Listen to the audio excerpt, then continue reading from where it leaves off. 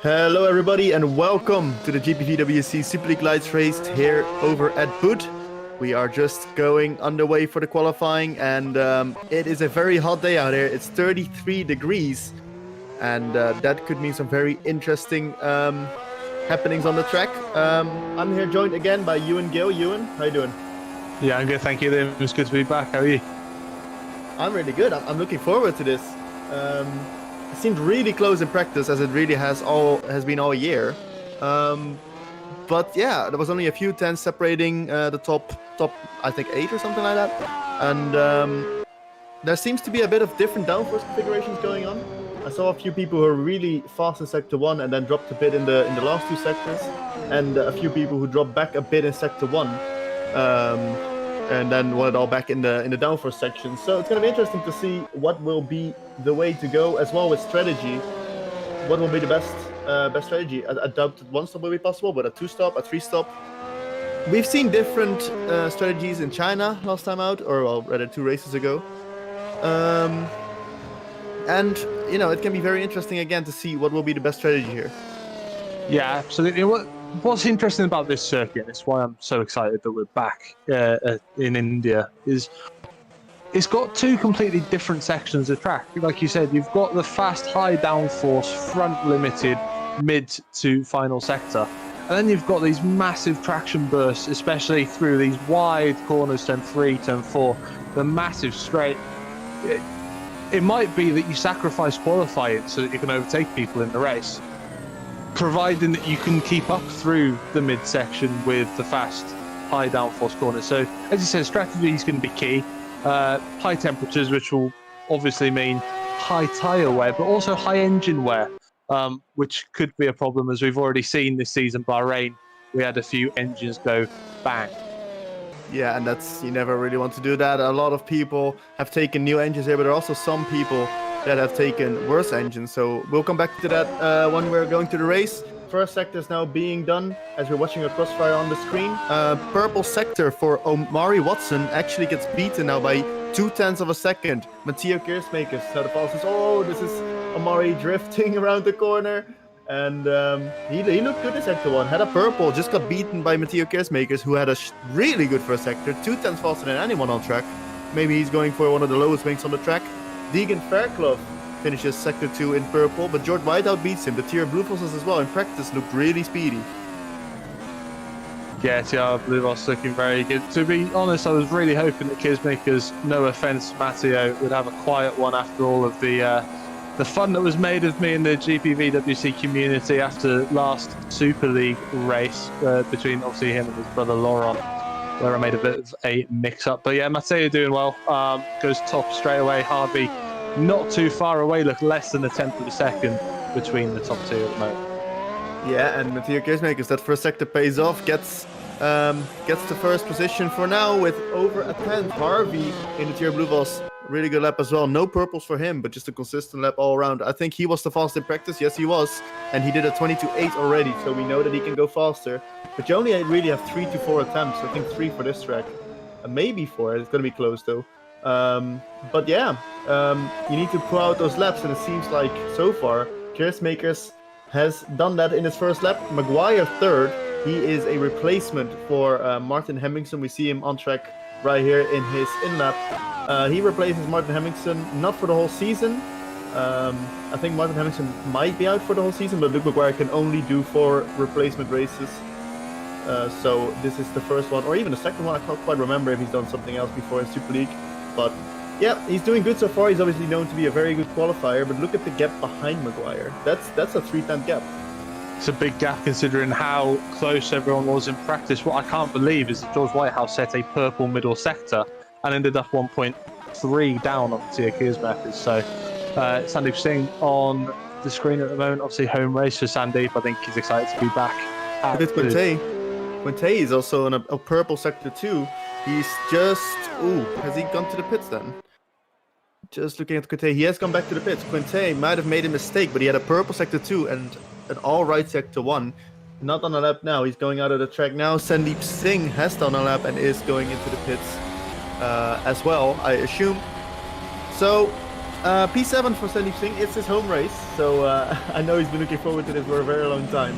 And he has not had the best qualifying in the last few sessions, in the last few races. But his race pace has been magnificent. He's a bit like Perez in that regard.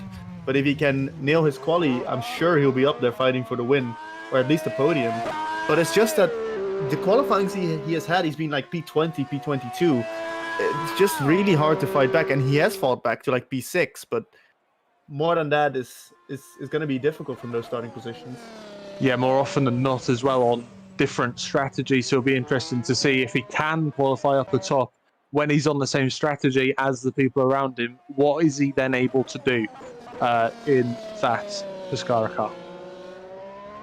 He's shown great things, but everyone, most of the people are now on their out lap. I think Tobias Olsen is on a hot lap. His first one comes across the finish very soon, and he will set a lap in. He was quite fast in practice. Where will he jump to? He will jump to, there you go, P4. Tobias Olsen, he's a very good driver, but to be fair, he's been quite disappointing this season. Only got a 13th place, I think, in Bahrain. So that's his only 3 points, but now he's up in P4. Yeah, it's more like what we thought we'd see from Tobias and Neptune as well. We know Neptune's pedigree from last season in one of the lower championships. They've come up now to Superleague Lights. Had a difficult start to the season, as you said. Tobias as well struggling, but this is what we were expecting up in P4 at the moment. Like I said, after a strong practice session earlier. Yep, in the practice session he was 8th, but I don't think he set the lap when there was the most grip. So everyone now, most of the top drivers are starting their lap now, so we're going to be able to see the first sectors come in. Guglielmo Matti goes up to the 5th on the screen right now, purple sector 3. Matti is also a guy that I didn't really know, but he's been very good and has positively surprised me so far. Very good tire wear as well. As the first sectors are coming in, a few improvements, but the top 2 didn't improve on their first sectors, especially Mathieu Kirsmakers, 2 tenths down on his own lap. Yeah, and that's going to be difficult to draw back in, although we do know that he's mighty through the second 2 parts of the lap. Matthew Williams now looking to get back to the top after only coming 3rd. I say only as a joke, of course, in China, and goes only 7th at the moment for Stack. So a bit of work to do for Matthew there. Thomas Harvey, though, coming across the line in just a few seconds. He's done a decent sector 1 for his own standard so far, and a really good sector 2. Comes across the line, improves, but 7 thousandths. Look how close it is. It is really close. And, well, he did put a tiny bit of a faster time in practice, only 4 thousandths faster, and that still wouldn't have been enough. Here comes Amari Watson, has been showing rapid improvement throughout the season already, which is what we are, used to from Amari in FC as well. He did that last year, showed massive improvement. He's now in 10th position. Quali, not his strongest point, but 10th is quite a good position to start from. It's not bad at all, but as you were saying that, Kintai and Whitehouse put laps in both within a 10th of the top 2. So close, 1/10 separate to top 4. That is really, really close, and well, the fastest time of the weekend we've seen so far is from Kersmakers, the time that's standing there right now, but I have a feeling that there will be improvements. I have a feeling that there will be someone that will beat this time. The TR Blue Fosses, Harvey in particular, but Whitehouse not far behind, have looked mighty impressive. And Sandeep Singh actually on a lap right now as well. He's on a double green, actually not bad sectors at all. I don't think it will be close to pole, but he might jump into the top 10 here. He needs 2 tenths for that. As we look at George Whitehouse, I think he's on an out lap, or in lap rather. There comes Sandeep Singh, goes up to 6, there you go. Yeah, not bad at all from Sandeep. Disappointed at the moment with the 2 HM engineering cars, Hoekstra and Hammond, 20th and 21st. And actually, just behind as well, Janus Volborn, only good enough for 25th at the moment. Don't know if he had trouble on his first run. There's the drivers you expect to see up there, but I think I remember Hoekstra had a bad engine though. I think you're the engine guy, so you can check that. But I think he had like a 40% or 30% engine for this race. Though I might be wrong on that one. But that definitely plays a part in what radiator... 49% on his engine, so pretty 50-50. Yeah, but compared to 100% engine, I don't know how much difference that makes. We've seen it, I think in Super League, I think it was China, that the people with 20% engine were nowhere. And the 100% engines did really well, so... And this is a long straight between turn 3 and 4 as well, of course, so that could prove hurtful in the race when trying to overtake people through the field. And I think in particular with these temperatures, you need to just make sure you don't blow, because remember, it was Hoekstra who blew in Bahrain together with his teammate. So, just needs to make sure that doesn't happen. Luke Maguire on a lap, it seems. So is Frank Hemming, a bit slow in sector 1 though, but Luke Maguire has gone double green. No purples, but he does have a lot of downforce. Oh, he does go purple, okay. Well, the broadcast says differently than my timing screen, so I guess purple in sector 2. Is that exactly the same as someone else? Is it 0-0-0-0? Can't quite see that. But here he comes across the finish line. 22.823. It gets even closer at the front.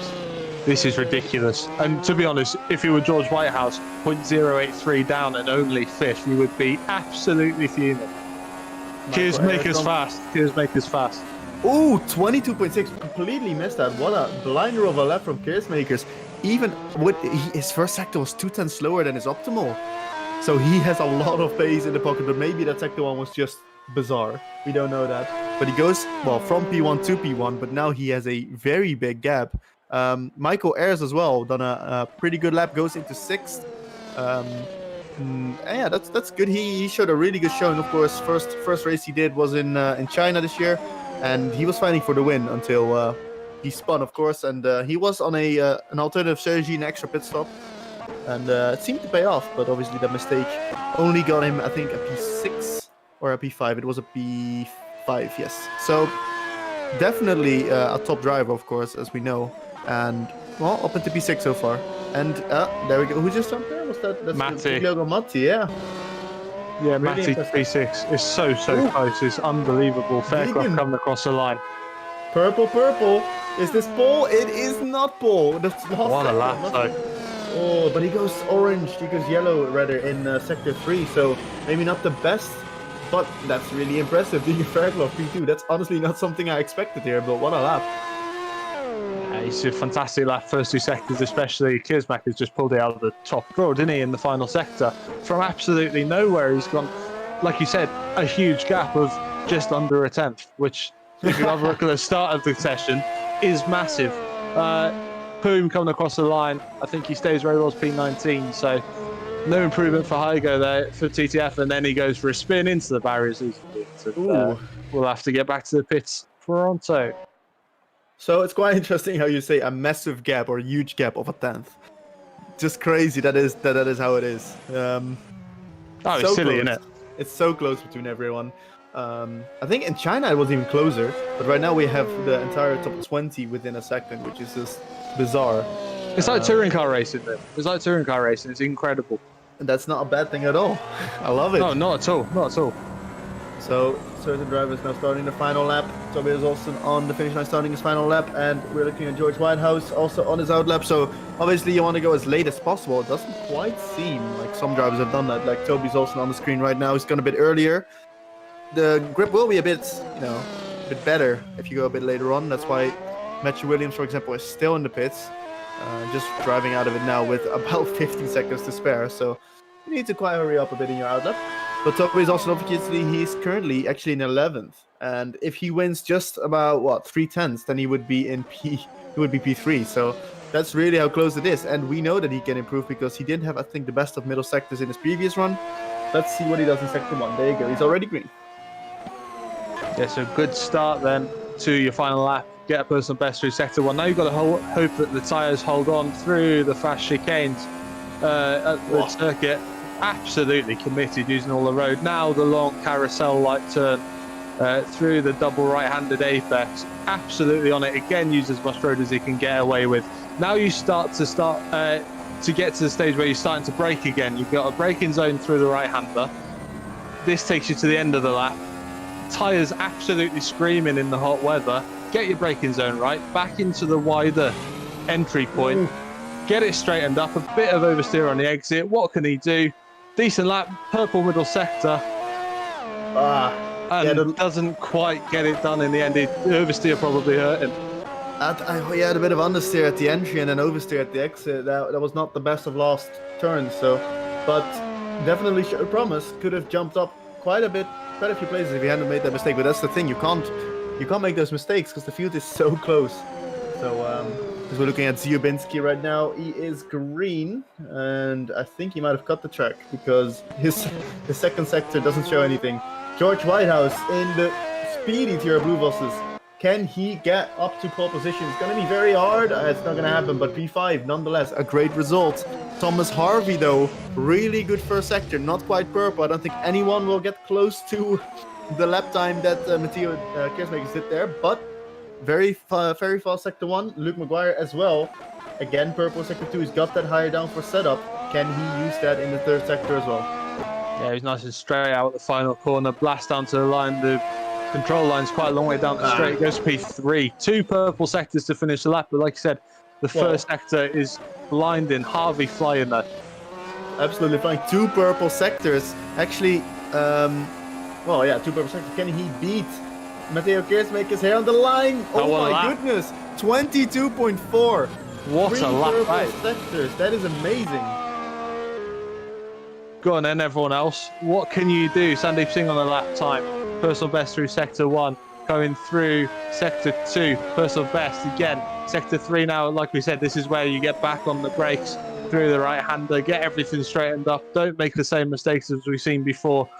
Get the car collected nicely out the final turn and blast down to the line. Let's see what Sandeep can do as 2 others have improved. We'll catch you up on that in a bit. Sandeep Singh doesn't improve, I don't think, or at least it doesn't gain him time. No, he was 200 slower on that lap. So that is everyone done. So in the end, Guglielmo Matti jumped up to P5 and Matthew Williams improved his time but didn't gain a position. Matthew Williams qualifies only in 8th. But I want to point out something. Sandeep Singh not improving on his lap there is not necessarily a bad thing. Look at where he's starting. He's 11th. That means free tire choice. And that means that he's always been a guy of the alternative strategies. This is the perfect place to start from. Yeah, with the temperatures as they are as well. And if he's got a bit of straight line speed, as we know Pescara always do, he's got a massive chance of making positions up through the race. He really does. So it is Harvey with an absolute stunner of a lap. 3 purple sectors and goes pole position. I didn't see that one coming. But to be fair, stunning. Yeah, it's just bizarre. I mean, he has looked really fast throughout practice already, but 2.5 tenths on this close grid, that is a lot. That's a lot of time. It came from nowhere as well. That's the thing. You know, he's so close all the way through the session. He's pulled that out of the bag right at the end. I mean, absolutely outstanding lap from Tom's Harvey. Like I said, looks quick in practice, but that's lap of the season so far for me. Yeah, I would agree. And the guy that has had a lot of lap of the season's contenders, Matthew Williams, down in P8, which is uncharacteristic, but obviously you cannot be the best everywhere, as Matthew Williams shows. So this is the qualifying order. Thomas Harvey, Matteo Keersmaker's 2 highlights of the qualifying session for me, together with Deegan, really. Deegan Fairclough in 3rd is really impressive. V12 Crossfire is really looking speedy around here as well. Luke Maguire, then the replacement of Matthew Hamilton, Martin Hemmingson in 4th, and Guglielmo Matti in 5th, Whitehouse 6th, Quinte behind him with Williams only in 8th, Ayers in 9th, and Olsen finishing out the top 10. So the rest of the grid then here, Singh will be 11th, and the rest behind him all will get free tire choice. So it's going to be very interesting to see what people will go for, if the hards will be used at all. I somehow doubt it, but it will be interesting to see if it will be a 2 or a 3 stop. Johan Lindbergh actually not standing a lap time. I'm not sure if that's because he had to do the test or anything like that, but yeah, he doesn't set a lap and will have to start last. So that is it for qualifying here. We will be back in a couple of minutes for the race formation lap and then the race law laps. I don't actually know how much exactly, but it's like about 50, I think. 50 laps of Buddh International Circuit. So don't go anywhere, and we'll be back in a couple of minutes.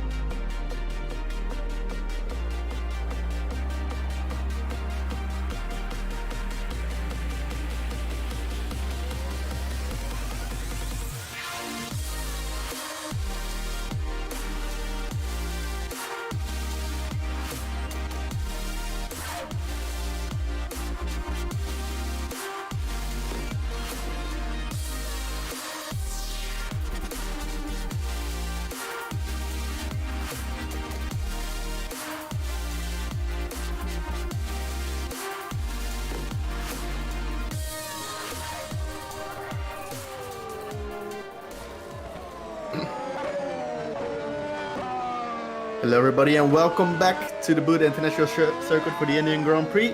We are about to go on the way with the race here, and I'm looking forward to it, Ewan. I'm looking forward to it. It's going to be a very, I think, strategic as well.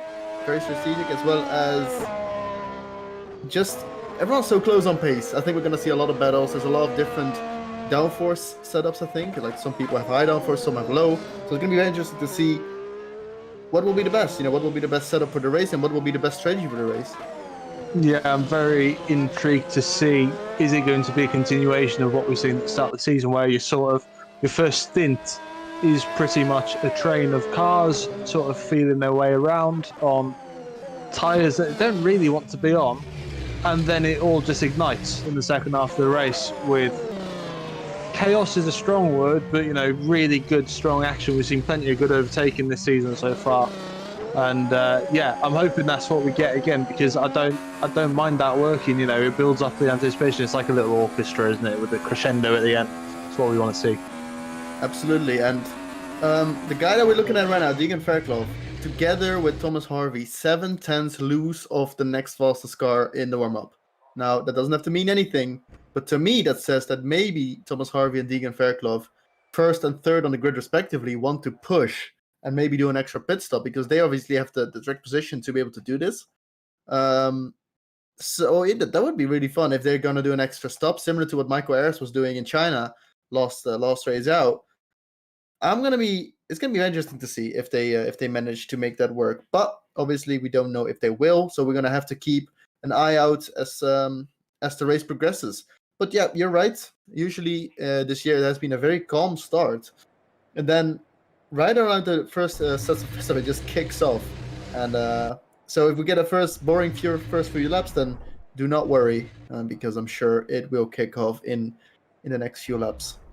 What I would say, Liam, is with turn 3 and turn 4 at the circuit, the way it sort of funnels out on entry and it narrows back down on exit between the two ends of the long back straight could cause a little bit of chaos on lap 1 as cars try and take advantage of people taking different lines.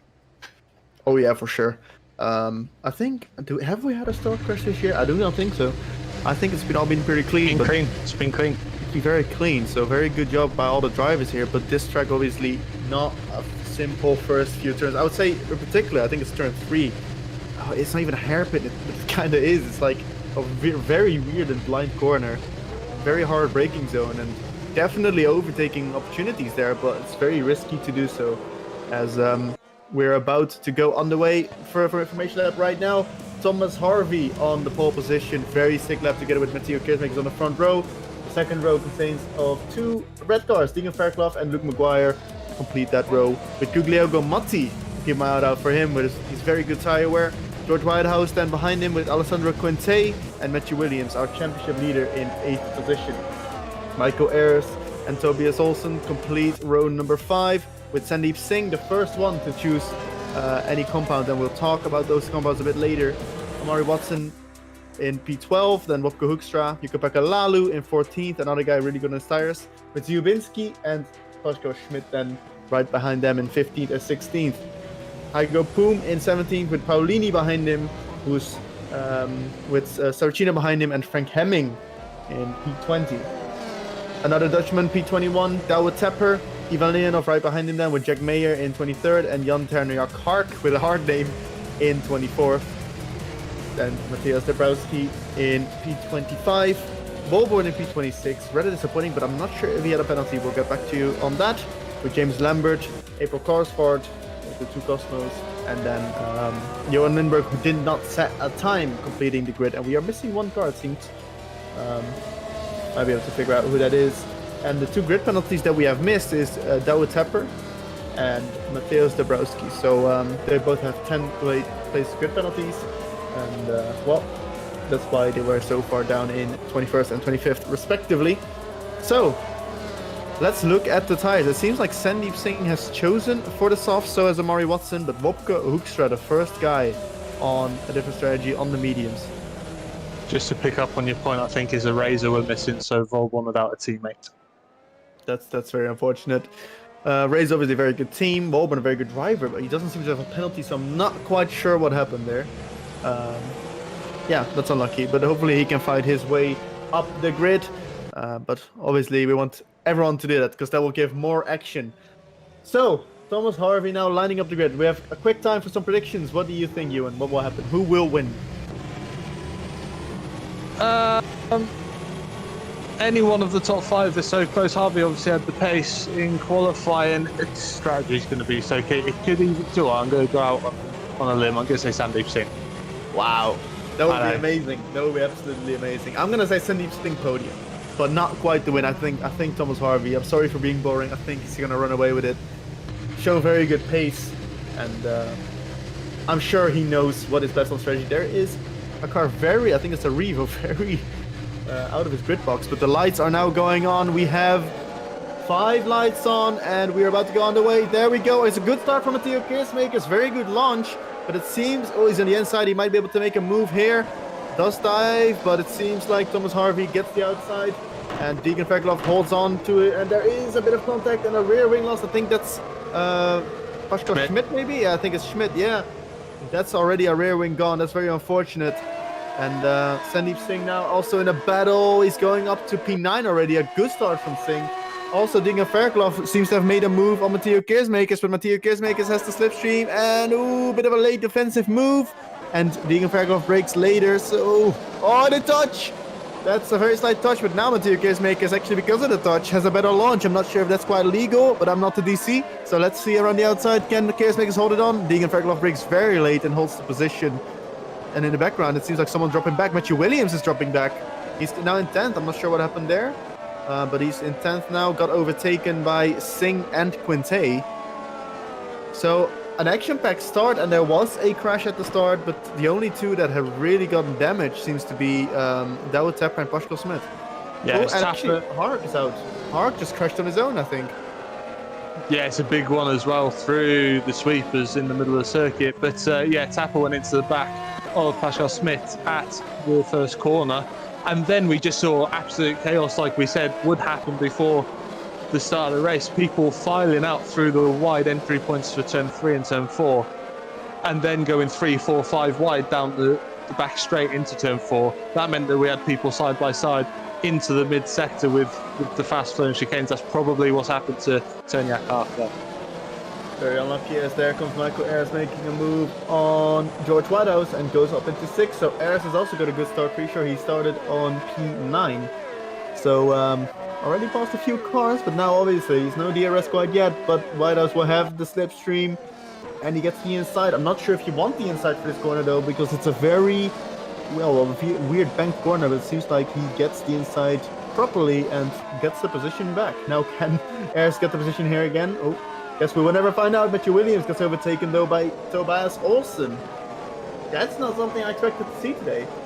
No, it might be set up. I wonder if Williams went for, as we saw in the first 2 races as well, to be fair, higher downforce to try and get a march in qualifying. It hasn't paid off, and now he's struggling down the straight. He's been overtaken, obviously, on the first 2 laps by 3 cars, down to P11, Singh up to P9, Kintai up to P8. They'll be fast in a straight line.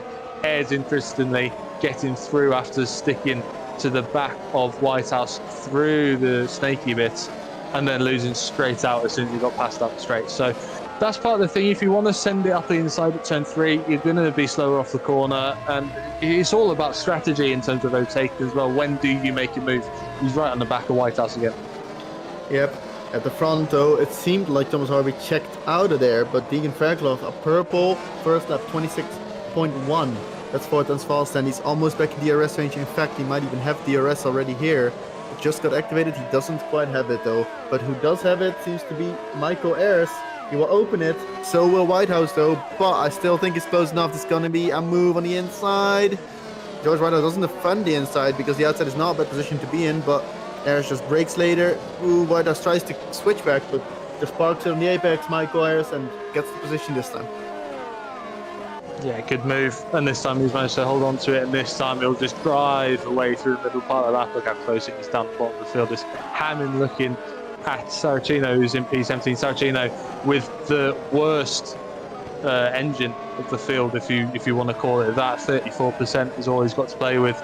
In these hot conditions, he'll be in trouble towards the end of the race, I am sure. Yeah, you're going to have to take a lot of preemptive measures to prevent that from blowing up.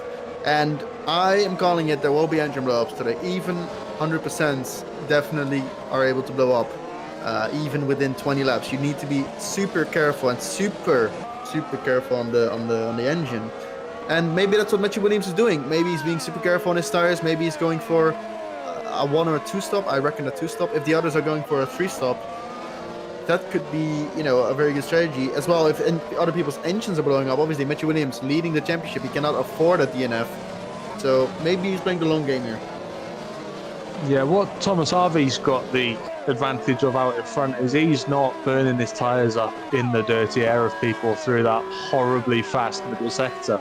So he might be able to eke a few more laps out to get to the 2-stop pit window as Ayres looks up the inside of Matty into turn 4 and then covers off the corner pretty well on the exit as well. Good driving from Michael Ayres up into P5 already from P9. Great move. You saw the brakes. Oh, there comes Saracino with the worst engine. Doesn't quite stop him up into 17th. Or was he defending? Not He was sure defending. I think Hammond was going around the outside. Saracino just held off the inside. So good driving from Saracino, to be fair. That's my bad then. So good defense from him. So Luke Maguire just had the fastest lap, 25.7. That's 4 tenths faster than anyone on track.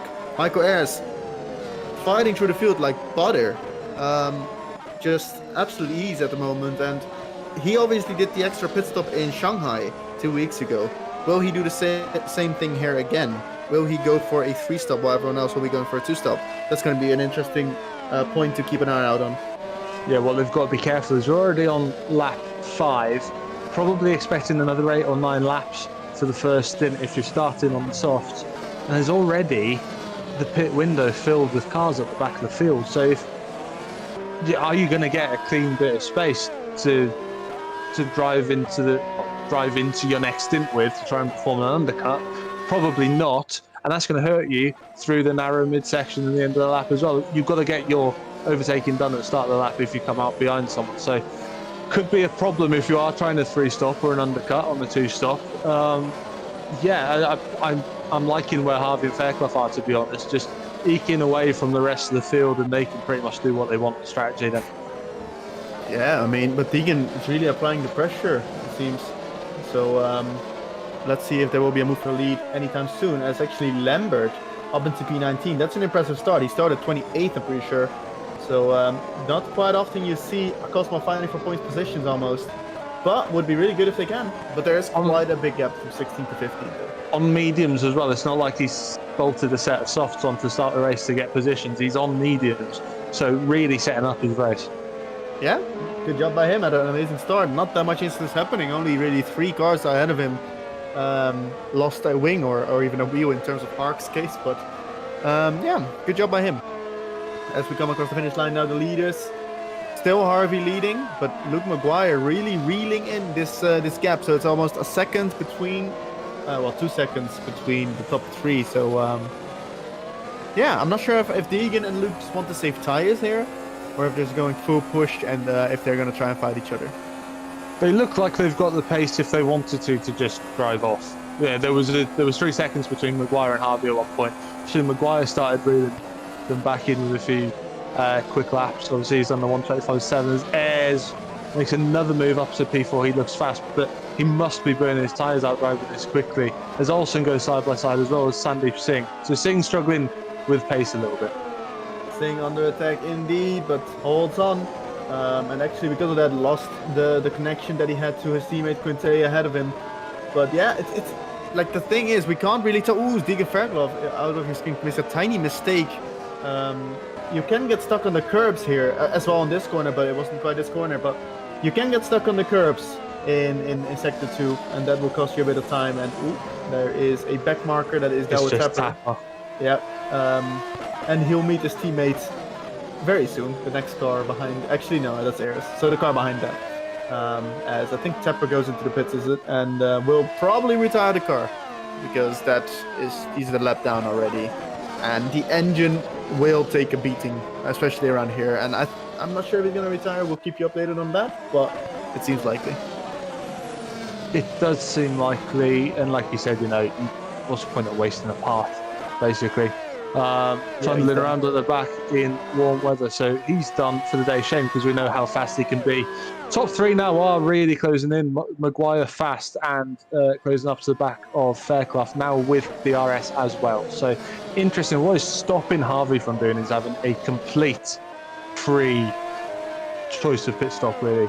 Now Harvey's going to have to play a strategical game as Lalu looks up the inside of Zybinski. And Zybinski gets a little bit squirrely on the power. Lalu's got the outside line, bit more traction, and should get a move done. He does. Yeah, Zybinski's smart to concede there. That was Lalu's corner. And a little spin out of that turn cost him the position. But yeah, Lalu, of course, he's known for his good tire wear. Might even be able to make, well, it's probably a long shot, but who knows, maybe someone will go for a one stop. In Super League, we saw I think Gobi go for a two stop when everyone was going for a three stop. I don't think it quite worked out, but I appreciate people who try. Ooh, Quinte went wide there. I'm not sure if that's a cut track or not. That's also a thing to note. It's quite easy to get a cut track on this circuit, so might be seeing some drive-through penalties for track limit infringement. Infringements rather. So yeah, I'm not sure if that was a bit too wide, but I'm sure we're gonna be able to see some mistakes made. For example, look, Maguire has just got a cut track on his previous lap. And we're seeing how close the cars are in terms of performance. Lifting a little bit and giving away a meter's worth of track on the outside through the middle sector is going to cost you a lot of time. So they have to be on the ragged edge. That's where you get the cut tracks from. As Kintai has a look up the inside of Whitehouse, can't get it done. On first glance, they still look like teammates. As actually Singh has been overtaken by Austin. And Wopke Hoekstra seems to have overtaken Zybinski, but Zybinski tries to get back. I don't think that's going to work out. And he will have to concede that position. Zybinski dropping back a bit. But Iris, sorry if I pronounced your name wrong. He took 7/10 out of the lead of the top three in the last lap alone. He's fast. He is really fast. If it keeps up on this pace, 3 more laps and he'll be in the arrest range. So even 2 more laps. So yeah, interesting to see an eye out. They will come across the finish line soon. I will update you with the lap times then. But it definitely looks like he's so much closer than before.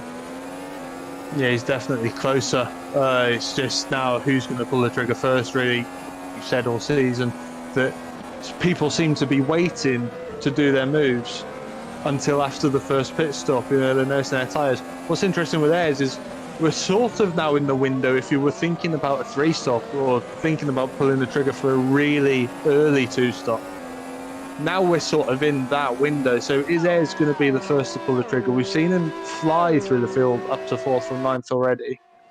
That could be really interesting, because what it might do is it might pull Maguire in, they might cover him off, but then can they do 2 stops with that? I think Kintai's past Whitehouse now as well. He is, yes, into turn 4. Good move by Quinte, moving up the field. So an interesting thing to note. Okay, so Michael Ayres was still fastest on the track last lap, but only by 4/10. They did pick up the pace. We got crashed. Lambert. Massive crash, Lambert. We talked positively about you, but that did not quite look positive. Who was it that he crashed out? Was it? Ooh, that's Jens Wolborn. I think it's Wolborn. It is Wolborn. It is Wolborn, yeah. And it was Lambert going for a move, and okay, maybe Wolborn moved a tiny bit late, but I don't think that was anything bad that he did, and it seems to have taken Lambert by complete surprise. And despite showing really promising pace, this will not end your race, but it will mean the end of any chance of points, surely. What is it about drivers at the end of the RS zones with small movements, big crashes this week?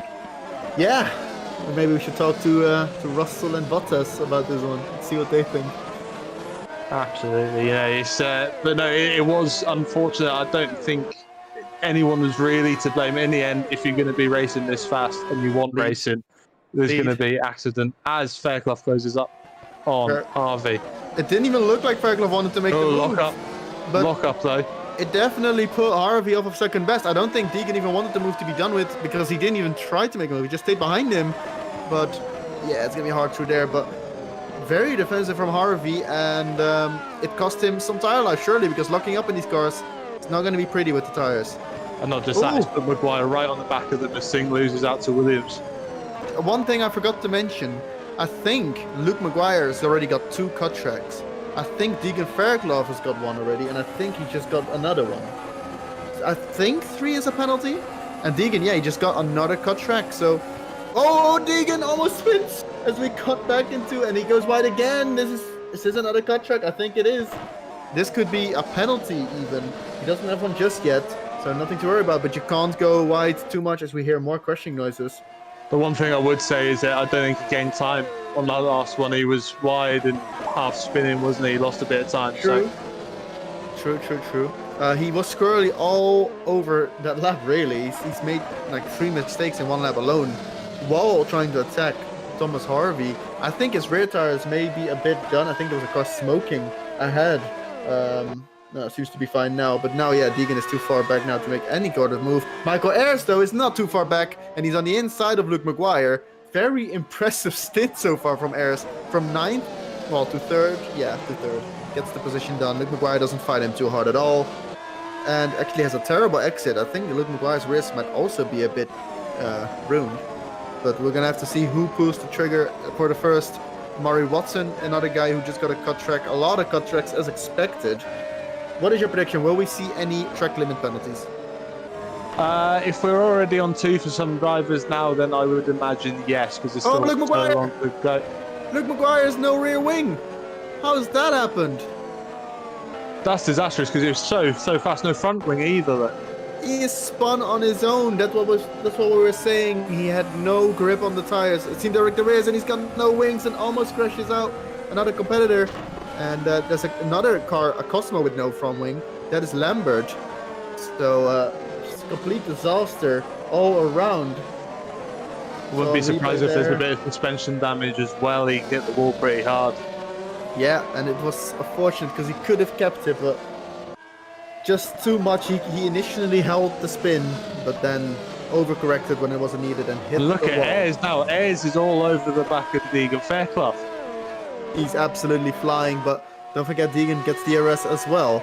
So it will not necessarily be an overtake here, but he's so fast. He won 4 tenths on Deegan the last lap, 6 tenths on Thomas Harvey. Michael Ayres is absolutely flying. We were saying before the race that we were expecting lap 13 to 15 for the first pit stop window. Ayres is doing that whilst absolutely mincing his tyres, getting past people. It's outstanding. We saw Maguire. Okay, he was putting qualifying laps in to catch up, but Ayres has been putting his tyres through more pain than anyone else, and he's still closing in, still faster than most of the guys out on track. And he hasn't pitted yet. Incredible driving.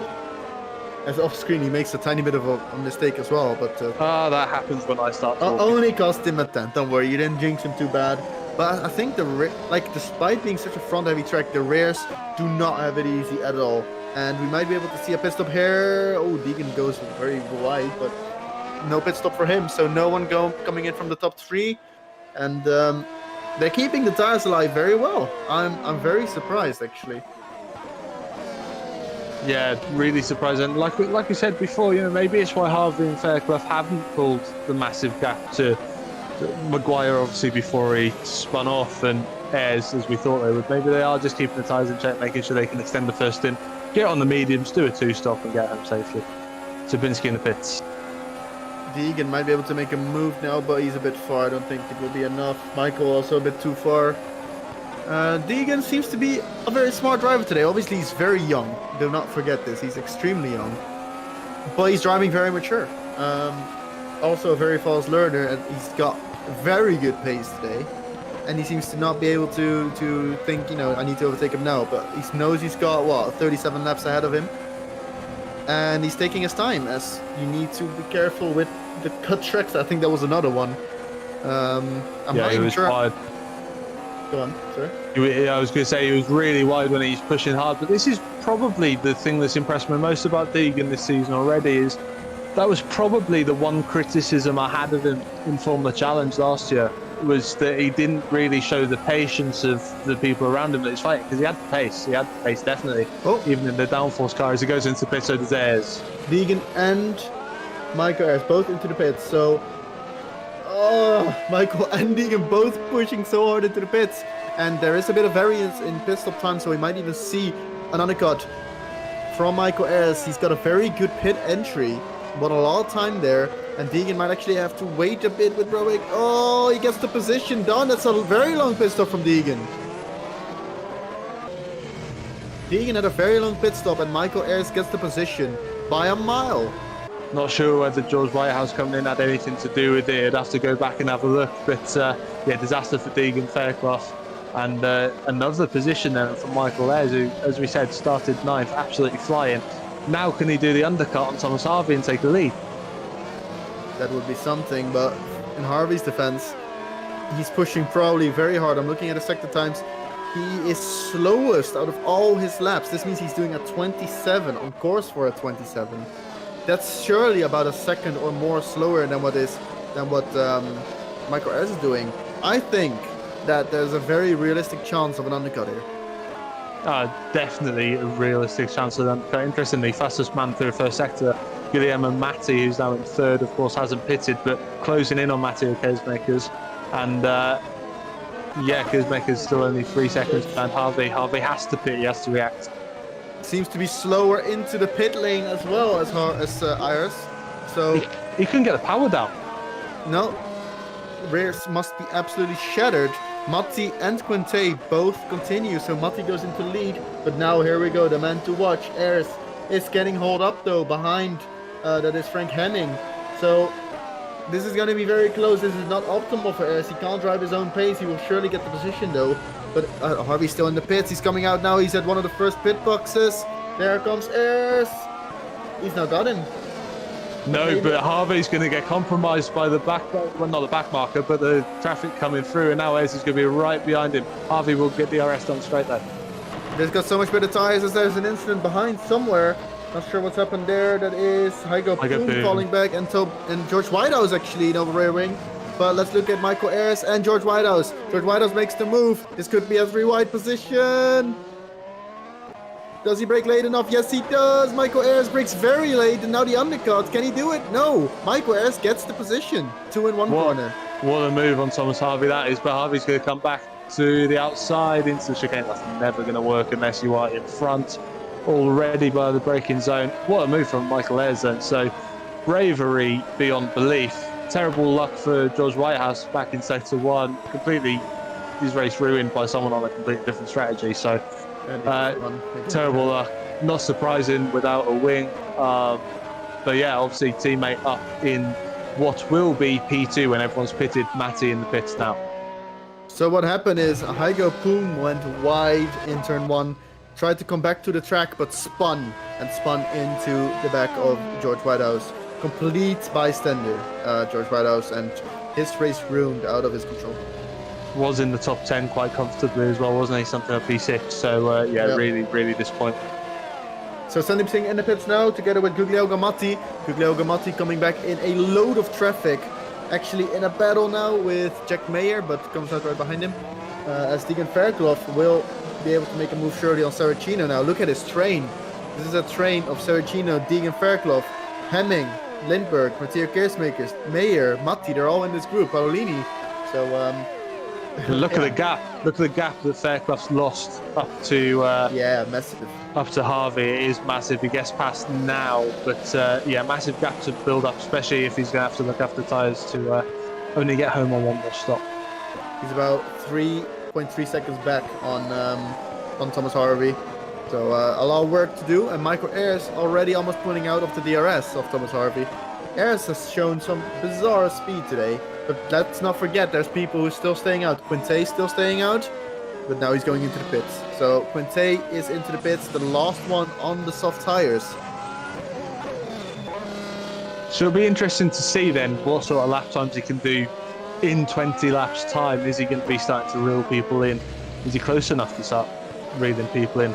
The guys on the mediums already, Lalu, Hoekstra, probably looking for a low top 10 finish now on their strategy. Yeah, but the last lap from Quinte was no good at all. It was about a second slower than Lalu was doing, so lost a lot of time. Deegan goes past, and actually he comes in the group, but actually in the middle of it, so this could be quite hectic here. Matteo Keersmakers, no space at all, but Quinte actually does damage control as, looks like Keersmakers want to make a move there. It's actually defending from Jack Mayer. It's so busy going on here, but it seems to be all going well. Jack Mayer might make a move here on Keersmakers. Quinte might make a move on Lindbergh on his own. Yeah, we got them going side by side. Look, Jack Mayer going through on Keersmakers as Quinte dives to the inside as well of Lindbergh. But it might be why Quinte stayed out so long on those old soft tyres. He might have seen that Keersmakers was stuck in this traffic, and he's managed to pull the overcut, which is a bit of a surprise. But yeah, good work up into what will be P5, I believe. I think, yeah, P5 because a spin! Frank Hemming is off right in front of Quinte, and that is the engine off. It's turned off the car. That's the end of the race for Frank Hemming. Miserable season just continues, doesn't it? And we know how fast he is. We know how fast Oyster is as well in the HM, but just nothing seems to be working at the moment for either of them. So, yeah, another disaster. But hopefully they can turn that one around because, yeah, they need to be up at the top of the standings. We know how good they are. So it will actually be 4 for Quinte, just saying, because Hoekstra, don't forget, is still in... Oh no, because Lalu's in the pits now. So Quinte will go to P5, and Hoekstra still needs to pit in front. So it's provisional P4 for Quinte. Hoekstra gets passed by Harvey, and now Deegan will have to push to get close to him. But yeah, unlucky. It's the same thing that happened to Luke Maguire. Maguire lost it on the same part of the track that Hemming did, and it happened right in front of Quinte, so it's playing into his hands. Very unfortunate, obviously, to see him DNF. Very good driver. Maybe not had the best of season so far, but obviously was contending for the Super Cup Championship very hard last year. As we see, Mathieu Keersmakers is taking back the position on Jack Mayer. He should, I think, the tires or Kimmy's are a bit newer, or are they equal? I'm not quite sure. I will check that for you. Keersmakers is new. Yeah, and Jack Mayer hasn't pit yet. Nope. So that's it. Okay, so very impressive for Jack Mayer to even overtake someone who's got fresh mediums on him then. Driving really well, and in that group they're sort of just getting bottled up behind each other. That's what we're saying, with Keersmakers getting stuck in it after his pit stop, and we said that right at the start of the race, that if you were pitting early you'd end up in all sorts of traffic. It'd be interesting to see how it pans out. Turns out it's absolutely ruined some people's races. Fairclough a while back from the top 2, having been comfortably second and in with a chance of leapfrogging for the lead, and obviously Keersmakers losing out to Quinte as well. So the provisional top 5, as well, it won't be that provisional anymore, as the only guy that was ruining the professionality is now in the pits. Bobko Hoekstra is in the pits. So Michael Ayres leading from Harvey, Fairclough, Quinte. I think we need to say Quintaille, rather. Quintaille, maybe even. Italian names are very hard. And then Keersmakers in P5. So we have settled down a bit with the pit stops. This is how it is.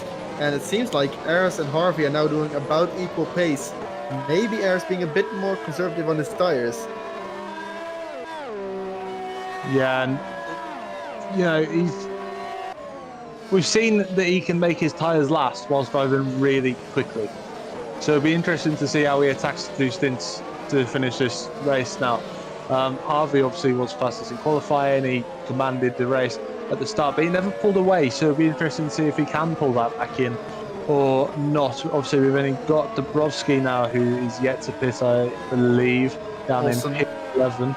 But yeah, are we sure Olsen wasn't fighting Singh at the start anyway? Because I'm pretty sure Singh's up to P8 when he had dropped out at the top 10. So, but yeah, top 10's looking interesting. It's not really what I would have expected the order to be after qualifying. No, true. Tobias Olsen in P7 still has to pit. That's what I meant. He's on very old mediums. Actually, did he pit? I'm pretty sure he was fighting Singh at the start. I don't think he... Oh, he did pit. I'm sorry. So Tobias Olsen is in... yeah, he's just in P7. He's there on merit. He's there on merit. So I think Dabrowski's the first to not pit down at P11. It's interesting because he's got a few cut tracks. I'm very surprised there's been no penalties yet. Deegan Fairclough has got 5 off tracks already. Like, I don't even know how much you're allowed to, but I'll keep this in mind for sure. I thought it was 3. You can get 3 off tracks and then a penalty. I'm sure that anything that is contentious the DC will look at, as they always do, because they are brilliant doing their job. So yeah, I'm going to stay out of it. You're the driver, you know what works. And but But yeah, Ez is doing a great job out in front, and actually that's just ticked over to 2 seconds now, the gap between Ez and Harvey. So it looks like Ez to lose at the moment. Yeah, I mean, that's super impressive from P9. Like, I'm impressed. Like, that pace is, and he didn't even pit later than most other, okay, or earlier rather. He pit a bit earlier than, for example, Harvey, but that was the smart decision because he definitely won time. And yeah, just really good pace. Do keep in mind Harvey's tires are 1 lap older, but does that really offset the difference that he has? No, I don't think so. But put into perspective how fast Ez is. Ez's last lap on medium tyres was less than a tenth slower than Harvey's best lap of the whole race, bearing in mind he's been on soft tyres at the start. That's how fast Michael Ez is at the moment. True, but don't forget that they're on way less fuel now, 15 laps of fuel, 20 laps of fuel less. So I think that the medium should be a bit quicker, but it doesn't really seem to be. It seems to be about equal, but a tiny bit faster. So the broski in the pits off your screen. And yeah, who's the fastest on track right now? It is still is indeed Ayres. Luke McGuire. No, it's Olsen. Olsen, 125.855. No, oh, Whitehouse actually did a 25.3 the last lap. But he obviously has new softs because of after his crashing. Yeah. So I'm also keeping an eye out on Luke McGuire. Obviously, he lost his rear wing. It wasn't the end of the world because he did it relatively towards the end of the lap, and he was already near a pit stop anyway. So he's in 12th right now, and he very likely will score some points. And he might even be able to fight his way back into the top 10. He's looking very speedy. His last lap maybe not as good, but he'll pit soon. He'll pit soon. He's on a new set of softs, so well, they'll do 13 to 15 laps as we've seen. So lap 25, lap 26, we'll see him in. Then what does he do? Does he go mediums and then soft again at the end, or does he just stick a set of hard tyres on and hope to come back with some points? Nah, don't do donuts. They're not very good. I don't think. Well, I mean, we've seen Quinte do it in Melbourne, the hard tyre, and after that, I don't think anyone has touched him. No one. I can't remember at least. Oh, because he plummeted, didn't he? He plummeted. So yeah, you're right. He'll probably go mediums and then softs again, and then have to switch to a 3-stop after his incident. But P12 at the moment, but on another set of softs. Surprised he didn't put some mediums on exit. So Sandeep Singh seems to be warming up his tires a bit on the straight. Mitchell Williams trying to follow in the DRS, or in the slipstream rather. So Mitchell Williams looking a bit fast. Ooh, as we hear a crashing noise. The top few drivers seem all fine. Going to be able to check. As Johan Lindberg will be able to make a move on Saracino on the straight DRS move and gets the position done as... Ooh, did we just see some tire marks there? It's George Whitehouse. It's George Whitehouse, and on the exact same spot that we just saw the tire marks, George Whitehouse dropped it on his own this time, and I'm sure maybe frustrations from the crash played a part, but he is now out of the race, and such a shame because he was looking so fast, and out of his own control, he was now just back in P22. Probably frustrated, pushed too hard, and been it on his own. Yeah, and you know, TR were looking so good for a double top 5 finish, weren't they, with Harvey up there as well. So, you know, terrible luck. In fairness to Hygo, he didn't punt him off. It was an error that sort of just got worse as it gone on. It wasn't anything malicious, so not to slate him either. It's one of those things that happens in racing, I guess. Just pick yourself up, move on next time. Though you've got plenty of pace in the car. Wrong place at the right time, and that just happens. And I think we've all been there, and a shame. And the pace, at least, is very promising for both to the TR Blue Vols. So they've been fast all year, but I think they've picked up an extra gear here at Buddh. So it's definitely positives to pick up onto the next race over at Baku, which I always look forward to. I remember Ragoza's actions last year in Super Cup without any wings overtaking on the straight. I just love Baku. It's almost so much drama, and especially when last year it was rainy. I think all the races, or at least most of them, were changeable conditions. It was chaos. Talking about chaos, we've got Mayer going around the outside of Giuseppe Saracino into the chicanes. Got a bit of a tap, done so well to hold on to the car there. But yeah, Saracino started to struggle, I think, with the engine. He was slow down the straight. He's been overtaken a few times in the last few laps. Williams through on Sandeep Singh somewhere in the middle sector as well. So Williams looking much happier. Williams looking much happier on the medium tyres as well. Singh made a mistake into the second to last corner, and he held on, but it cost him a position on Mitchell Williams. But it didn't seem to be on pure pace. Ooh, goes a bit wide again. Tries to get the optimal entry, or maybe just made a mistake. Probably the latter. Mix of both, I think. Mix of both. I think he swung out to try and get Williams and get a better exit, and then just locked up a little bit. Maguire's in the pits, by the way. Maguire's in the pits for his second stop. Singh goes around the outside. He's going to try and set up the switchback.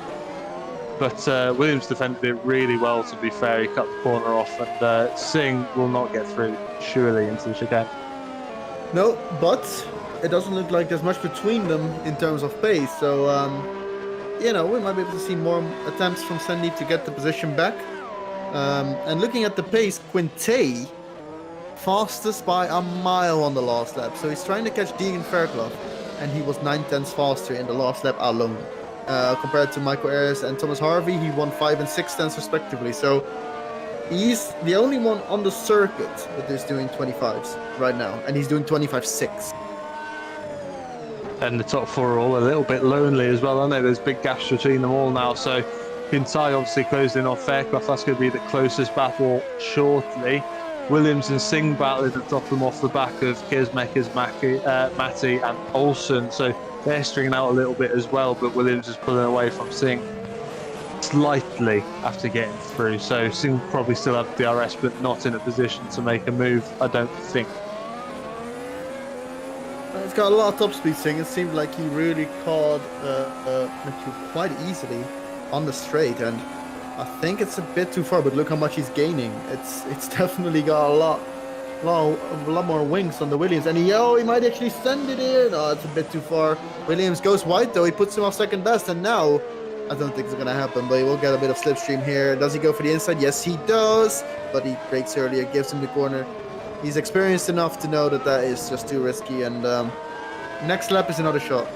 I had Melbourne final lap flashbacks for a moment. Obviously, it was involving Singh and Lalu, that one. This time it was Singh and Williams, of course, although Singh was the one who got hit last time. So it was Quintai who was got hit. Oh, it was Quintai, of course. He was making the move on Singh, apology. So, but yeah, flashbacks to the dive bomb there. But yeah, like I said, experience, and pulled out a bit, knew that he wanted to fight another day. But having that sort of half move has costed him time.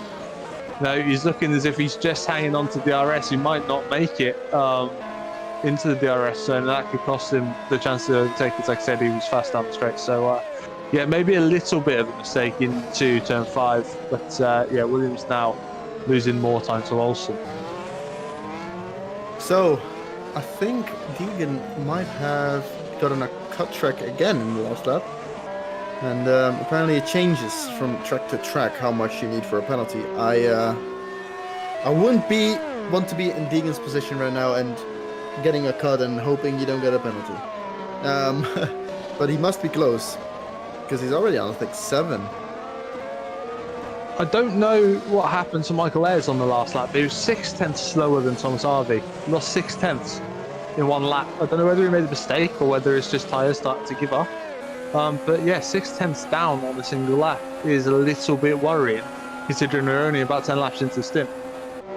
That's true. Looking at their sectors, though, it seems to be that Ayres has picked up the pace and is almost doing equal pace. He's about a 10th faster in the first 2 sectors combined. So seems like he's picked up the pace again, but must have made a mistake somewhere. Let me look if there's any sector particularly slow, and it was actually just... Oh, he lost 3 tenths in the last sector, 2 tenths in the middle, and 2 tenths in the first. So it was just in general a bad lap. But he's done now a 0.1 again, while Harvey's done a 0.3. So he's picking up the pace, and seems to be fine. Of course, what sometimes can happen is if you have a lap where you can feel your tyres overheat, you might need to cool them down. So that might explain why it was a gradual loss throughout the lap rather than a mistake. So Quintai is still the fastest on track, but he has dropped in. Oh, actually, Ayres was just a few hundredths faster that lap, but he's into the 26s now. He was the one doing 25s, and he's still catching up hard to Deegan Fairclough. So Quintai in a few laps time might be able to make a move for the podium. 3 tenths faster that final lap, and so shows no signs of stopping. And look how close the times are as you go down. I mean, pretty much everyone doing exactly the same times until Sandeep Singh in 9th, who's about 3/10 off everyone else. So pretty even through the top 8, and just shows the caliber of driver as well. They're all on it. They're all pretty consistent, and when they need to, they're making pretty clean overtaking maneuvers as well. Yeah, it's all even Stevens, and I'm surprised, despite so many DNFs, it's been a very fair few battles that we've seen. Most people that have DNF'd have lost it on their own. And actually, there's been one turn that's been very notorious, as we see someone in the pits, but that is a back marker. So nothing exciting. That seems to be Heigo Pullman to the pits. So yeah, I mean, we've seen quite a bit of DNFs. We've seen Hark, Schmidt, Tapper, Lambert, who actually got involved in an accident with someone else, Hemming, Zubinski, and Whitehouse. But overall, it's been a very clean race. Yeah, it has been clean. It's been good to watch, and we're now 2 or 3 laps away from where the next pit window opens for anyone who wants to get home on medium tyres. So whether we start to see a few laps getting pumped in, that'll be exciting. Interestingly, Dino Paolini, right, P15, he's on soft tyres at the minute. If he can eke out a few laps to get to the pit window, then he's looking good for points despite starting well down the order. So good effort from Dino. True, I normally would expect him to be up the order regardless. Royal Blue, obviously a very good team as well, but he hasn't really had the pace this year, which is surprising. Last year he got some podiums and he was always up there in general, but this year it seems to be that it's a bit different. Lalu as well, obviously showed very good pace, got 2nd in China, 4th in Bahrain, but maybe a tad inconsistent, obviously 11th now. Yeah, I think Royal Blue hasn't had the best of season starts that they might have wanted. No, they haven't, and like I said, they are a good team. We know what they can do. So yeah, much like HM, we are expecting fortunes to change. Kintyler right on the back of Fairclough, as you predicted. Just looking down the order as well, Maguire only 4 points off, 4 seconds, sorry, off 13th, but unfortunately he's in 17th. So a big train of cars to go through. We're back on now, strategy with the rest. So Quintaye actually had DRS on the main straight, and now he has DRS again. Might be a bit too far here to make a move, but well, he's got more pace. He's on a 25.8 in the last lap. That's the fastest by over 3/10 out of anyone on the track. And he actually gets very squirrely on the exit. That green AstroTurf is slippery, but he holds it on. The rear tires won't have enjoyed that too much though, but in the grand scheme of things, it's not gonna make the biggest of differences. But yeah, he lost a bit of track position, no, not track position, rather time to Deegan Fairclough, and he will need to claw that back. I'm not sure if it's going to be in time for the next lap so that he can make a move there. If there's a good place to make a small error on the exit of the corner around here, though, it's there because it's pretty straight. There's plenty of gap between the walls, and it's not that far along run down into turn 5. So, then you're actually giving yourself a bit of free air through the snaky bits as well. So actually, you might be able to gain a bit more time than you would have anyway. So of all of the places to lose a bit of time, probably not the worst round here. This is very true, and been a bit squirrely on the wheel, it seems like. Not the most stable of cars, but he's fast.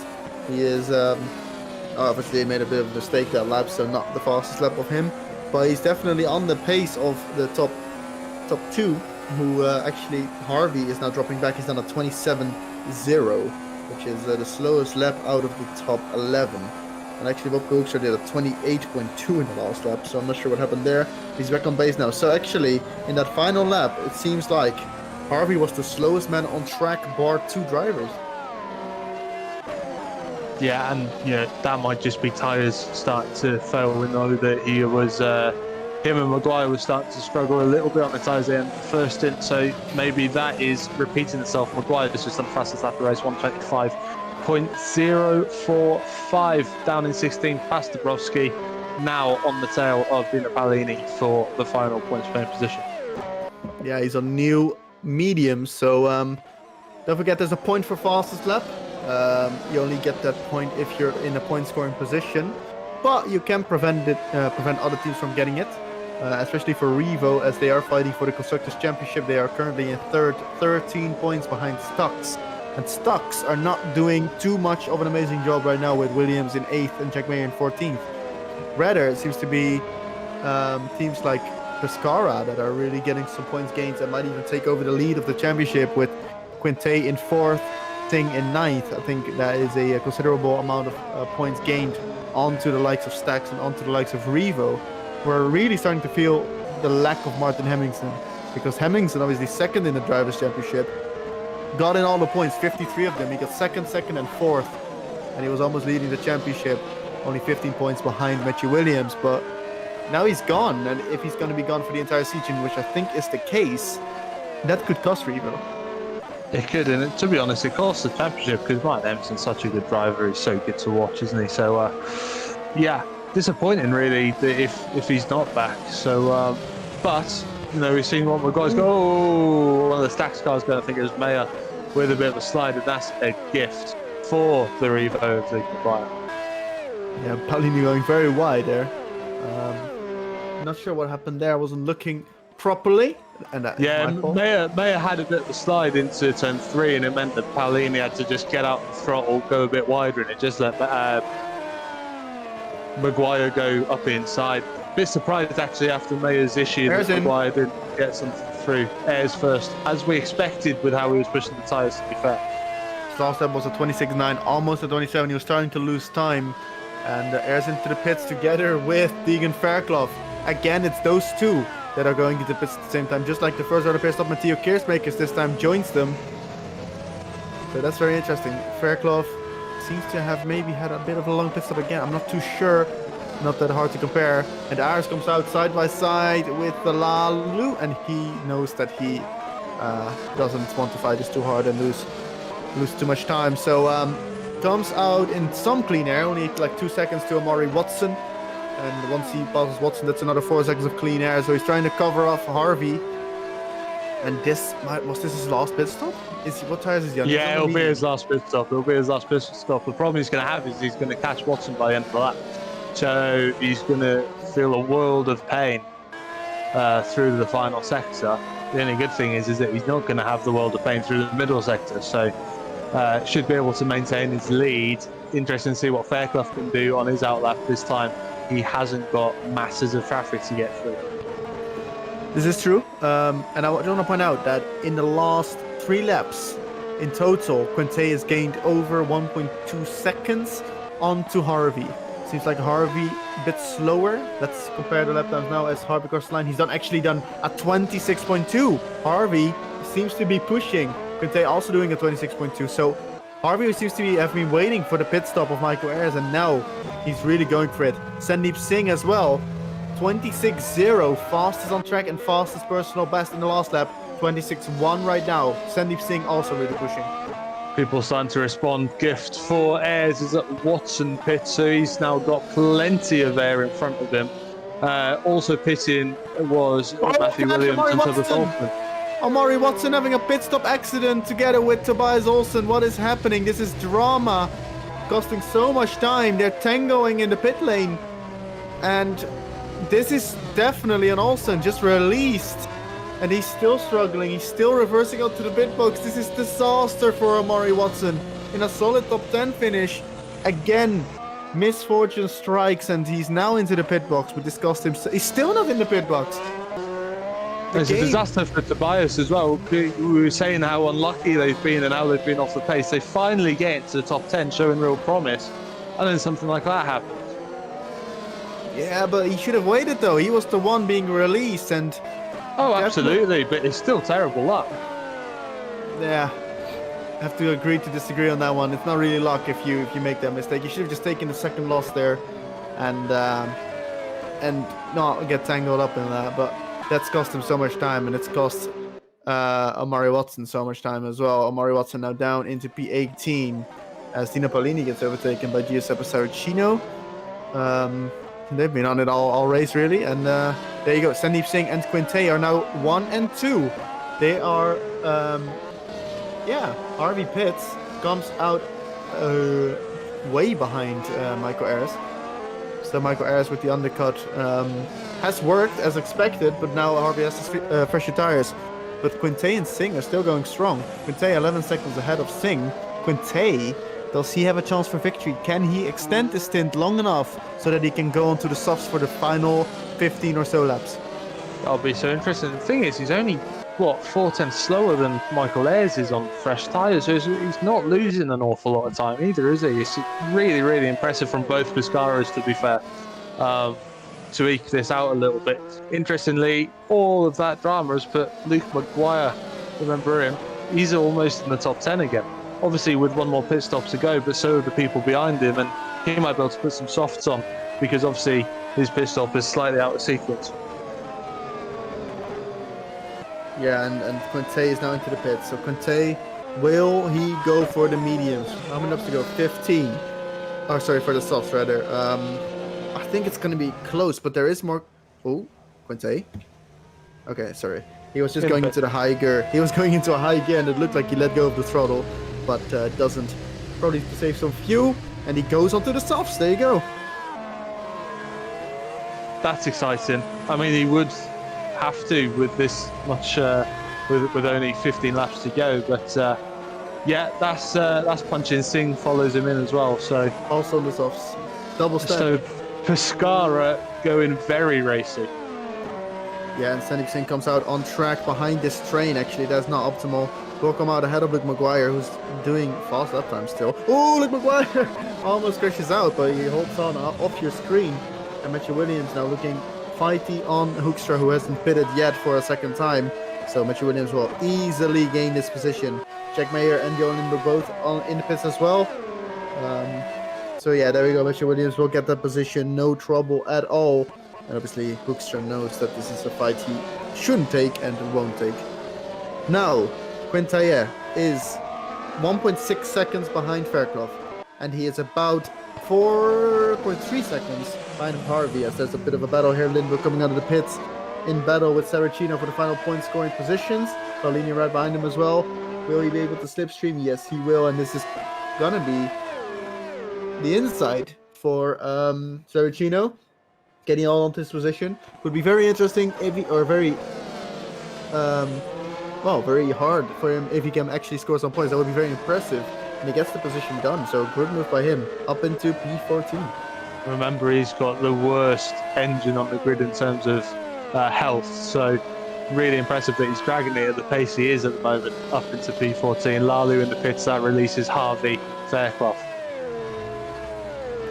So Quintana is now already, is he in the DRS range? It looks like he might even be, or it's on the very edge of the DRS to Fairclough. And yeah, he's gained in the first sector, or in the sectors, he's done 2 purple sectors coming out of the pits. So to compare that to, for example, Harvey, 23.6 and 23.5 for Quintana, 23.8 and 23.9 for Thomas Harvey. So he's winning almost a second a lap right now. Is he taking too much out of these tires, or is this a genius masterstroke? The problem he's got is that he's not massively faster than the guys who are up top. So probably win off the cards, definitely podium a chance with their right in front of them. Makes a mistake. What I said, got stuck on the curbs, and now he's taking so much of the track. But yeah, he got stuck on the curbs. That surely lost him half a second, if not more. And now seems to be falling prey into the DRS range of Quintana. And let's see what lap time Quintana does as well. He gets some DRS here that will help his times a bit. And I'm very suspicious that we'll be able to see a move coming onto the straight the next time around. 24.8, there you go. That's 5/10 faster than Thomas Harvey and Ayres. Yeah, he needs more than that though. He needs more than that, because these tyres will start falling off towards the end. Obviously Fairclough holding him up in front won't help, but you know, Fairclough's mistake there was just pure pressure. He would know from his team that Pescara's got soft tyres on and that it's coming quickly. So Fairclough hasn't done an awful lot wrong in this race, and he's going to lose a podium as Quintana just pulls out, and it's like taking sweets from a baby. Yep, that is Deegan also not defending hard. I think they respect each other, and he knew that the soft tire may be a bit too fast for him now, and 3 seconds is the gap that Harvey has to Quintana. I don't think Quintana will be able to win this race unless something happens to Ayres, but that doesn't mean that Harvey can't be caught by Quintana, because 3 seconds isn't, well, that's not too much. No, it's not too much, especially now he's got a bit of free air. You know, he can push those tyres a little bit. If he needs to take a second to lap out for a few laps, so just to close the gaps, and then, you know, he can think about tyre wear afterwards. If he's only gaining 4 or 5 tenths a lap, then he's not going to make enough inroads before his tyres start falling off. Back marker there, that's April Korsford.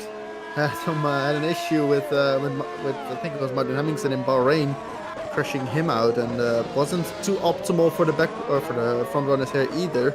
Lost a bit of time on Quinte and compromised the exit of Deegan Fairclough in the final turn, but this time incident free, and that cost Quinte quite a bit though. In the final sector, he lost 4 tenths on his own personal best, for example. So just like Hamilton in Imola, really, but obviously that was with the wet line. But back markers, you know, they can play a big role. Yeah, so sector 2, Quintana was 3 tenths down on Harvey, and he was 2 tenths down in the final sector. So 5 tenths in the final 2 sectors. He actually lost time on that lap. It's not what he needs. No, definitely not. Every lap counts. There's 12 to go. And if he's pushing too hard right now, that means tires will go bye-bye, and he might even be able to, you know, Deegan might be able to get him back later on. Look at the first sector time. The first sector, 6 tenths between Harvey and Quintana. 6 tenths? So Quintana's on it this time. That's bizarre. And the second sector is actually identical, absolutely identical. Not a thousandths between them. 23.667. That's crazy. But that first sector is bizarre indeed. Yeah, it's 4 tenths down on air, so it might have been a mistake or a bit of traffic. But yeah, that's not good for Harvey. But he stabilises it through the rest of the lap, isn't he? So yeah, maybe not too much to worry about. 24.6. The final sector was also another 2.5 tenths faster on the side of Quintana. Yeah, double race. So at the moment we're looking for another 5 laps until he's up to the back of him. If he can keep up this pace, yeah. I mean, last lap was 8 tenths. Obviously, we're assuming that Harvey made a mistake, but maybe he didn't, because Michael Ayres was a tenth slower than Harvey. So it doesn't even necessarily have to mean that he made a mistake. The middle sector was suspiciously slow though, but we'll keep an eye out on Harvey coming through the first sector was the issue, and he did a 37.5 now, so that is actually 5 tenths faster than the previous lap, so seems to be fine. Yeah, you know, that might just been a bit of traction slip out of turn 3 or turn 4, that can cost you the time easily, but we also know Pescara is good in a straight line. It has been all race, it has been all season, it was all last season as well. So, yeah, Quintana flying, but you know, he's done well to get up into P3. He won't do anything risky either to jeopardise that, having done all the hard work. But, yeah, Michael Ayres looking absolutely solid up front, and Harvey just can't get anywhere near him at the moment. Ayres is losing a tiny bit of time to Harvey. Harvey just done a 24.9, so 1/6 tenths on Ayres, but he's probably got the gap to control. Quintana, 24.2! Goodness me. 7 tenths faster. That is absolutely bizarre. Yeah, that's a stunning lap, that is, from Quintana. Really, really, really stunning. But yeah, how long can he keep that going? Like we said, high temperatures, those times will be extreme. And we haven't seen a single engine blowout so far, which I'm very impressed with, actually. I thought there was going to be multiple, but it seems that I was wrong, or... Well, there's still 10 laps to go, so you never know. Yeah, absolutely flying Quintana, but he still has 2.2 seconds. And let's look at the first sector time. That's slower, 37.7. That's not quite as good. Harvey won a tenth in that sector. And that's the traction sector as well, so if that is his rear tyre starts to burn out, then, you know, actually, watch out for Fairclough coming back at him. That's the risk that he's taking. He really wants to push for more as he comes across the sector 2 split, 23.6. So that's a tenth faster again than Harvey, but they seem to be about equal. But I have a suspicion that Harvey might be pushing the tires too to keep Quintana at bay. And that rhymes. Yeah, look at Fairclough. Fairclough is faster on this lap, 10th in the first sector, 10th in the second sector. Ooh, so big mistake. if we're starting to get that, Fairclough. Kraklov is off. He's pushing. He's pushing hard. Look at his total lap. He's done a 25.3 despite being faster. Look at his final sector, 24.0, and he went off in the final turn, completely wide off the track, and that cost him a few turns. And that probably just gives Kintai enough now with 8 laps left. Probably a big enough gap. 3 seconds, 2.5 seconds. Big enough to manage, I think, for Kintai, unless his tyres really fall off the cliff at the end of the race.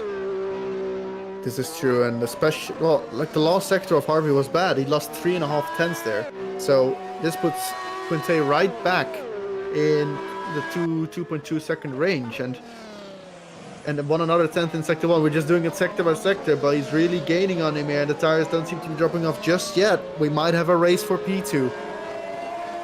Yeah, and this is what we're saying, is that the first headline laps were good. They got him into striking range. Now all he's got to do is inch into the RS range. We know that Pescaro's got straight line speed, he'll have a chance. So, you know, he's done what he's needed to do. He's just got to be careful he doesn't burn the tyres up in the traction zones now. Front he'll get away with. It's the rear tyres. If he doesn't get the traction, he'll start spinning about the place like we saw with Maguire, like we saw with Whitehouse earlier. Absolutely true, as seems like Michael Ayres is controlling the pace at the front, really. He's not doing spectacular lap times unlike Quintaillet, but it's 1.3 seconds away already. It's going to be DRS very soon for him. Mitchie Williams in that, and he is fighting for P6, and every point would be very massive for him because his championship rival Quintaillet and people like Harvey as well, even though they don't really have that much points, they're still very much in contention. They're inching closer. Not a bad result, 7th, but you would want more, especially if you're leading the championship and only finished first, and 3rd in the first 3 races. What he will be happy with is that he dropped back to 12th on the open lap. He had a stinker of first 2 laps. He wasn't enjoying the soft tyres at all. As soon as he's got onto the mediums, he's found a bit of pace. Yeah, and he's only 17 seconds off of Ayres, really. It's not much at all, but it's enough that he's in 7th. So yeah, not Luke the Maguire. Luke Maguire is going to get a top 10 here. He's just on a 124.1 on a new set of softs after making the pit stop. It's only 3 seconds off Tobias Olsen, but 1.6 seconds faster. Yeah, that's going to be a done deal, I think, in a few laps' time. But after that, he's got 15 seconds to find to Jukka Pekka-Laulu. So P10 seems like the maximum unless there's mistakes up front. But if you offered him P10 with no front wing, no rear wing, and a bit of suspension damage after, lap 10, I think he would have bitten your arm off. You can be very happy with that result, yeah, for sure. So Quinte is almost in the DRS range. The gap is 1 point. There we go. 0.36 coming across the line. Does this mean that he will have DRS now? I think he's a bit too far back. Let's see. DRS doesn't open just yet, but one more good lap and he will have DRS, and then we have a fight. And this is where we find out now, he's only a 10th faster in sector 2, that's all he needs, but now he's going to start feeling the effects of the dirty air, and that's going to hurt his tyres more as they start to scrub across the racing surface through the fast middle sector. Can he just gain that one more tenth that he needs? Williams up inside. Williams, there's a slight touch, but Williams gets to move down on Guglielmo Matti and tries to switch back, but it's not enough, and that's P6 for the championship leader, and look who's right behind him on fresh softs. It's Sandeep Singh.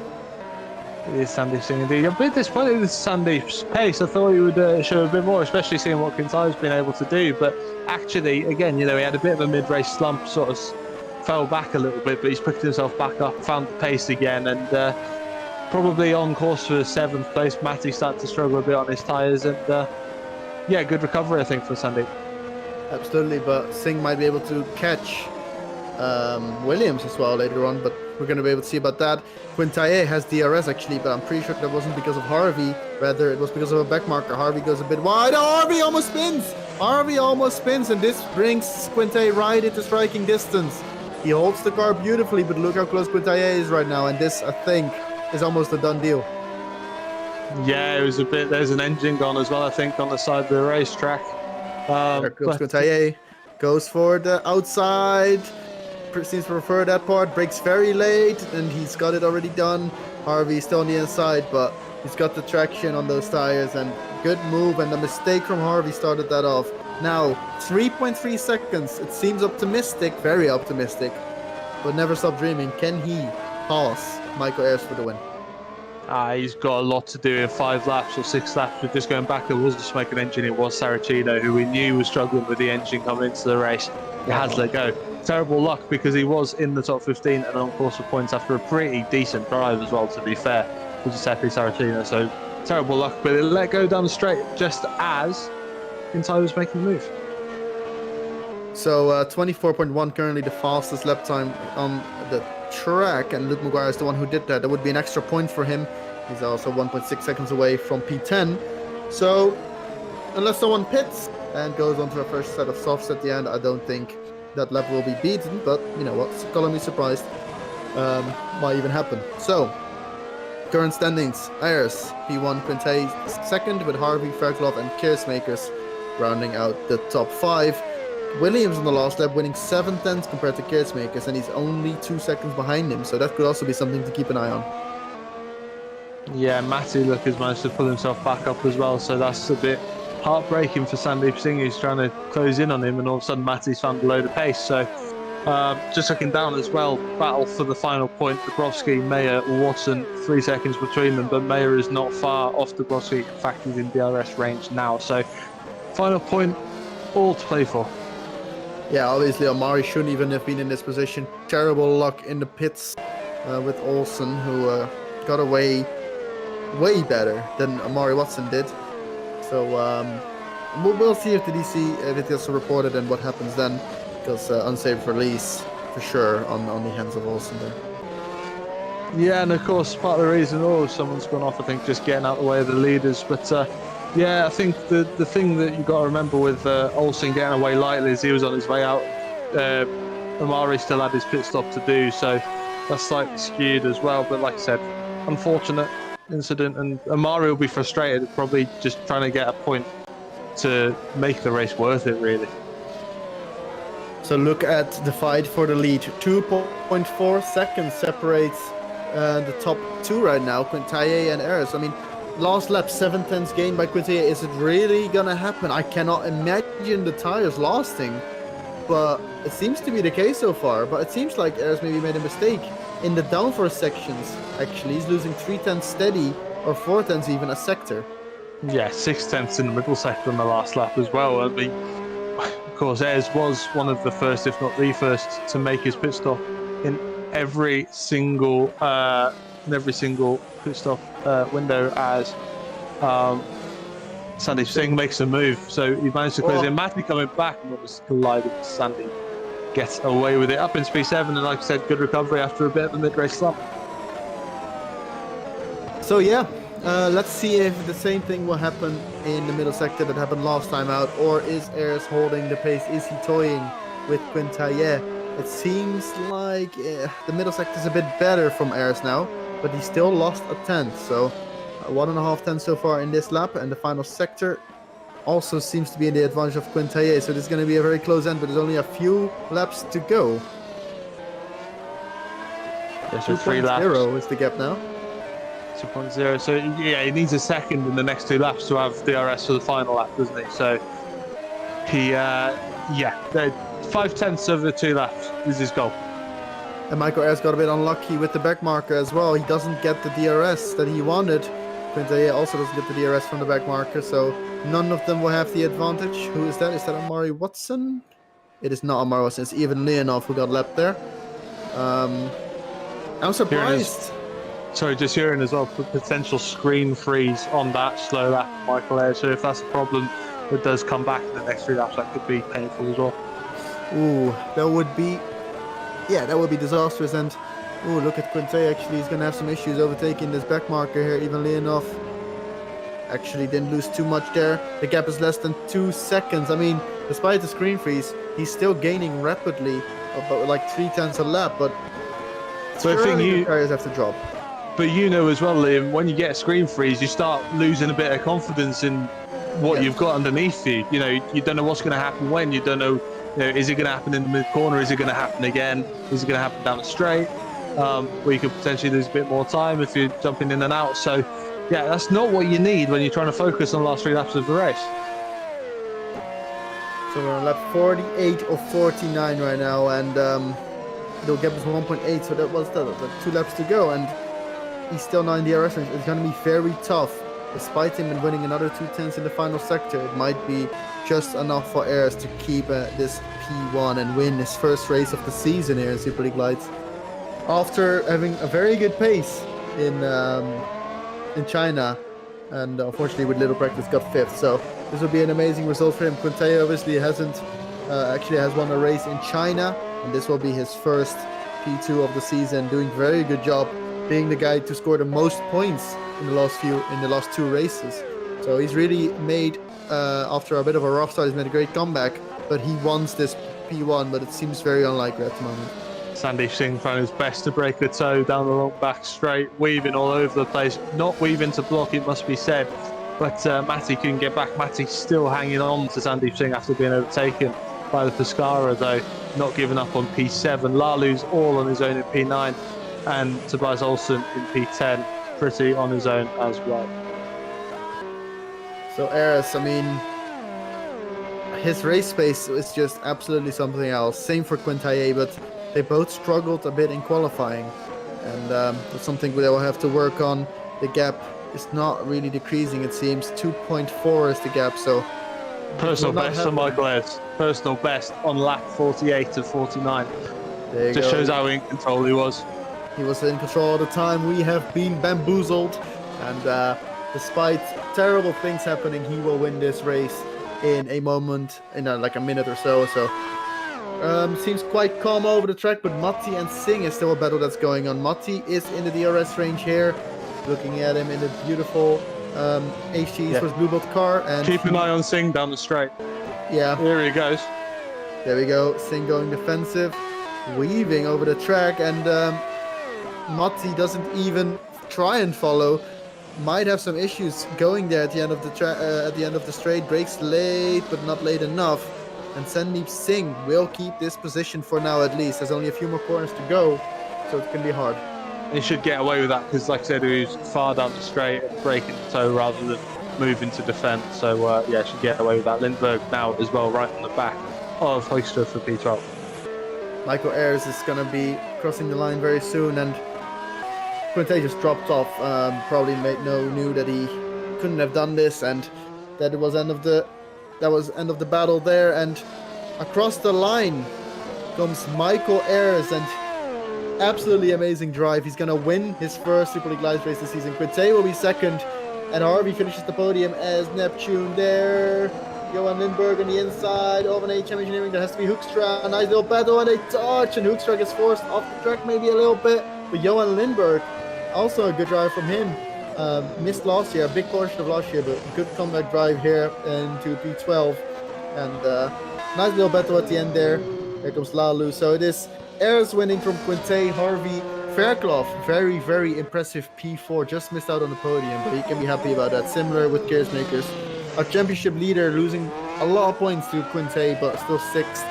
7th for Singh, so Pescara doing a great job, and Matti in 8th, Lalu in 9th, Olsen right here finishing in 10th, and Maguire didn't get the P10 that we expected in the end. Nah, tyres dropped off towards the end, but no, Lindbergh and Hoister take a bow for that bit of racing. It's so difficult to go through G5 and 6 and 7 side by side without both ending up in tears in the barrier facing the wrong way. So, really good side-by-side racing to finish the race off. And Murray Watson disappointing, surely, in 17th after the pit lane incident. And then Lynn off in the pits because he was a lap down. But there's the man of the moment. What a stunning drive from Michael Ayres that was from P9 off grid. He was just by far and away the class of the field. He really was, especially after qualifying P9. It seemed like he was going to go on an alternative strategy, going for more pit stops. But in the end, he was just really fast and really good on his tires at the same time. Absolutely impressive and absolutely deserved to win. Quintana also doing a great job. Harvey, great quali pace, a bit less race pace, but that doesn't mean that it wasn't a very deserved podium. And Deegan, not sure if he expected this one, but he can be super proud of himself. He drove like a mature driver, not like a rookie. Yeah, no, really impressive. Like I said earlier on in the broadcast, it was probably the one thing that he was missing in Formula Challenge. He did pick up a win in Formula Challenge, but maybe lost his head a little bit under pressure. This year it looks as if he's collected it. Still a few little mistakes when he was getting pushed, but they weren't major mistakes. They were little tiny errors, and to pick up P4 with the drivers around him. Excellent drive. Absolutely, as he saw, like half the range of the drivers are all around him. So very impressive, and he's got a very bright future in GPV and in sim racing, I'm sure. So we're looking through the standings here. P11 was Luke McGuire, actually picked up the fastest lap at 24.149. And we have to admit, that actually shows how impressive Quintaillet's fastest time was, because he was only about a tenth slower. Yeah, and wasn't aiming for a fastest lap at the end. Obviously trying to get the tyres to stretch a few laps longer than McGuire, who was offset by his own crash at the start of the race. So, yeah, really impressive from Quintaillet. But yeah, McGuire will be so happy to get back to 11th for the fastest lap, I'm sure. So Lindbergh finishing in 12th, Hoekstra in 13th, and Paulini and Dabrowski finishing the final points scoring positions, with Jack Mayer just finishing outside of them, and Omari Watson with his unlucky moment in the pits, with Tobias Olsen finishing in 17th, and the rest was lapped or DNF'd. So that was quite the race. What do you think, Ewan? What do you think? Was that what you expected and what you wanted? Did that deliver? Well, it was what we expected in that. What I expected, I picked Singh to win from P11, and obviously Ayres won from P9, so I wasn't far out. But yeah, I mean, it wasn't exactly dull for the first stint, was it? There was still plenty going on. Ayres especially moving his way up the top 10. And it was just great racing all the way through the race. It was fantastic.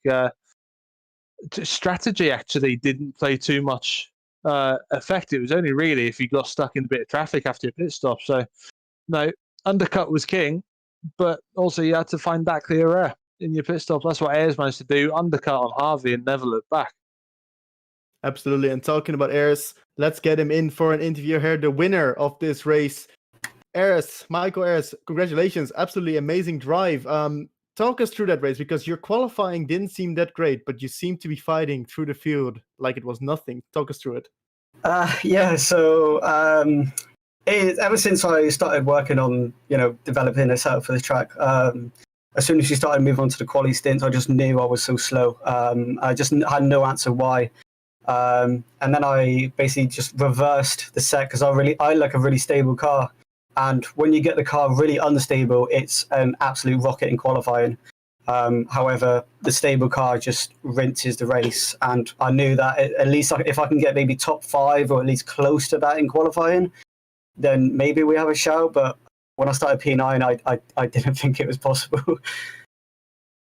At the end, you delivered, but it was just amazing how you overtook all those cars, and it looked so easy. And while keeping the tires relatively intact. And talking about tires, talk us through the end of the race, because it looked like Quintaillet gained a lot of you. We heard something about a screen freeze at the end as well, but in the end, it looked like you just had it all under control. So talk us through the last few laps, and were you ever afraid if Quintaillet was going to overtake you? I was afraid, definitely afraid. As soon as we came out of the first stint, I pretty much asked what everyone's tyres on, and I knew Quintaillet moved to soft, so I knew he was going to be mega at the end. And yeah, I was pretty much nerves were at boiling point for the whole stint, but that screen freeze didn't help. But I think I had enough buffer to get away with it. Awesome. Well, congratulations on your first win, and thank you for the interview. Thank you so much. All right, so another interview here. Let's bring on Thomas Harvey, getting his first podium in the Superleague Lights season. First of all, congratulations, Thomas. You had a blitzer of a quali lap. How close to a perfect lap was that quali lap? Because you took pole with, I think, 2.5 tenths, and that's kind of unheard of in this Superleague Lights season. True, yeah. I don't know where the quali pace came from. My quali pace was decent, but before that was like a 0.6. So yeah, I didn't really have, although I did a decent amount of practice the week before, I didn't really have the practice time going initially into it. And I don't know whether that was just, less, nerves or whatever. But as soon as I got on half an hour before this, I was just feeling really good. And yeah, just hooked up a decent lap, 0.3 probably in there, but I wasn't going to throw away the lap. So very solid lap. And yeah, really what I needed, because I need to get, I'm not trying to win the championship necessarily, but I need to be, I needed that good result. So that was really important. And you've picked up a nice amount of points here. So talk us through the race, because your amazing qualifying pace transferred to good race pace, but not quite the best, it seemed like. How was the race, and how did you experience this race? Did you think you had the pace to win, or were the others just a bit too fast? I think in terms of Michael Ayres, obviously we had a, you know, sort of good battle through the race, although he kind of got away sort of by then. I think, you know, the first stint was good, and I managed to go a lap later and come out ahead. But unfortunately, yeah, he got a good nice move on me down the inside. Turn 4 as I came out, so, you know, fair play. So he got past me, and for whatever reason, I don't just have the initial pace on the mediums. I tried to like extend to see what I could do. I then realized I was going to lose too much time, so I kind of played it safe, go on the mediums again, which maybe I should just gone, who cares, and go for soft. But I think at the end of the day, I think Michael would have still just about had me, to be honest. So yeah, and obviously Alessandro, you know, just very good pace to get me in, because I didn't have anything to fight with him. But by the time he got to me, so fair play. But I mean, even though on paper, you know, you may say should be, you know, right up there with my Claire's, you know, fine at the win for the last lap. But with the way this season's going, I'm really happy with P3, to be honest. So I think I'll take today's result. I'm very happy with it. And you should be very happy. So congratulations, and thank you a lot for the interview. And we'll see you again in 2 weeks. Thank you. All right, Ewan. That was absolutely amazing. We had an amazing show, 49 laps of pure action, and we've had a lot of different winners already. We've had 3 different winners in the first 4 races. Obviously, Matthew Williams won the first 2. This is shaping up to be a very exciting championship season. Yeah, and you know, how many championships can you watch and have 4 superb rounds to start the season? You know, like I said, different winners, different pole winners. You got people occupying podiums at different times. Michael Ayres has only done 2 races; he's 5th in the championship. So yeah, that's very impressive. You know, nothing's guaranteed in Superleague Lights, and you know, it's part of the reason why Williams is ahead at the moment is that, you know, his bad race today was 6th. Do you know what I mean? If that's your bad race, that's the mark of the champion. So Williams is the one to beat, but Kintai is really showing the pace at the moment. We know that Kintai was good last season in Super Cup. So yeah, he's chasing him down. Got a stunning season to look out for. Probably going to be those 2 battling for the championship from here, I think, with the pace that they're showing. But you still got, so I would say, a good 12, 13, 14 other drivers that look as if they could be on the podium at any given time. Absolutely. And with that, we will end it here today on the Super League Lights Day. But in 2 days' time, we will have the Super League race on the same track, 60 laps of pure action. So do not miss that. Thursday, same time, we'll be here. And then in 2 weeks' time, we will be back for the Azerbaijan Grand Prix at Baku for the Super League Lights. So do not miss those races. Thank you all for watching, and we'll see you hopefully in 2 days for the Super League race.